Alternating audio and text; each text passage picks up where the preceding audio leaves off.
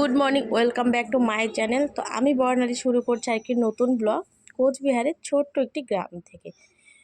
তো আজকে চৈত্র সংক্রান্তি, ঘর ঠর গুছিয়ে ছেলের জন্য ম্যাগি করে নিয়ে আসলাম। তো ম্যাগির ঝোলটা ঝটপট হয়েও যায়, কারণ বাড়িতে আজকে অনেকটা কাজ আছে, অনেক কিছু রান্নাও হবে। তো এই যে সকালের খাবার। আর এদিকে দেখো, তারপর তুলে নিয়ে এসেছিলাম গিমাতিতা। তোমরা এই শাকটাকে কী বলো জানি না, তো আমরা এটাকে গিমাতিতাই বলি। তো গিমাতিতাটা কিন্তু আলু দিয়ে ভাজা করলে খুবই টেস্টি লাগে।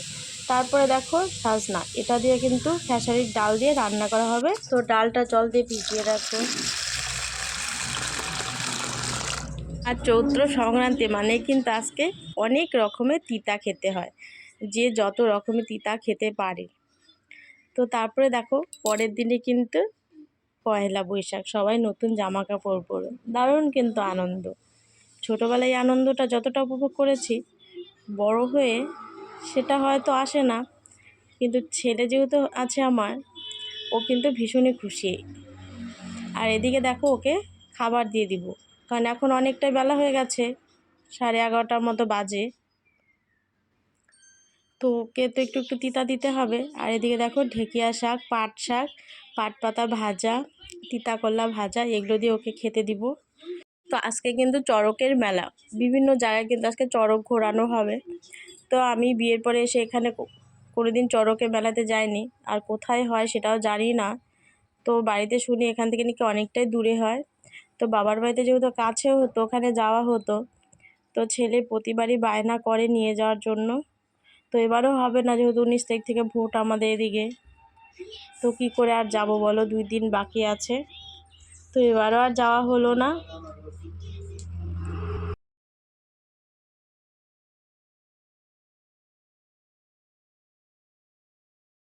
আবার ঘোষ চলে এসেছে, চলো দুধটা নিয়ে আসি। তো ওই যে দেখো দুধ নেওয়া হয়ে গেছে। তো এখন আর দুধটা জাল দিব না, কারণ কাঁঠাল কাটতে হবে, অনেকটাই দেরি হয়ে গেছে রান্নার। তো চলো ফ্রিজে দুধটা রেখে দিই, পরে জাল দিয়ে নেব। তো এইবার কাটা হবে এঁচোড়, দেখো। আর আমরা কাঁঠাল বলি, তোমরা কি বলো? তো চলো ঝটপট কেটে নেই। তো কাঁঠালগুলোকে এইভাবে কেটে নিয়েছি, এখন ধুয়ে নিয়ে আসবো, তাহলে আঠাটা কম হবে। আর কাটার পরে হাতেও লাগবে না, হাতে একটু তেল দিয়ে নিয়েছি।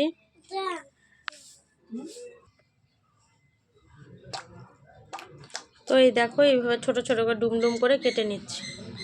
আঠা কিন্তু একটুকু নেই, দেখো। এই দেখো আঠা কিন্তু একটুকু নেই হাতে। তো দেখো আমার কিন্তু কাঁঠাল কাটা হয়ে গেছে। তো কাঁঠাল কাটা হয়ে গেছে, শাশুড়ি এবার কাঁঠালের তরকারি রান্না করবে। আর এদিকে গুটলি সোনাকে দেখো সুপারি বোটা থেকে ছাড়াচ্ছে। আর এবার আমাদের প্রায় সুপারি চড়ে নিয়ে গেছে চুরি করে। আর এদিকে দেখো কাকিমণি চৈত্র সংক্রান্তি কিন্তু পূজা করেছে।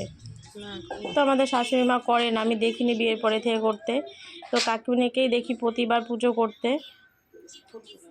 তো কাকিমণির কাছে আমিও শিখেছি, দেখি এরপর এবার আমিও করব ভাবছি।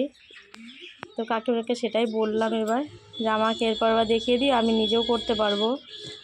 আর এদিকে দেখো দুপুর হয়ে গেছে, তো সবাইকে খেতে দিয়ে দিচ্ছি।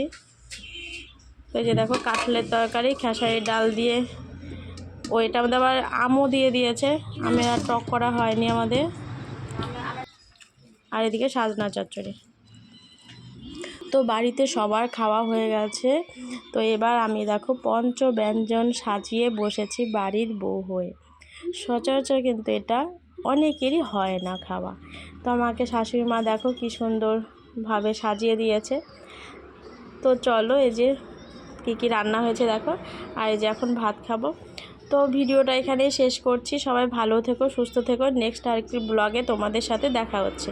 আর আমার ভিডিও যদি কোনো কিছু ভালো লেগে থাকে, অবশ্যই লাইক কমেন্ট শেয়ার করে দিও।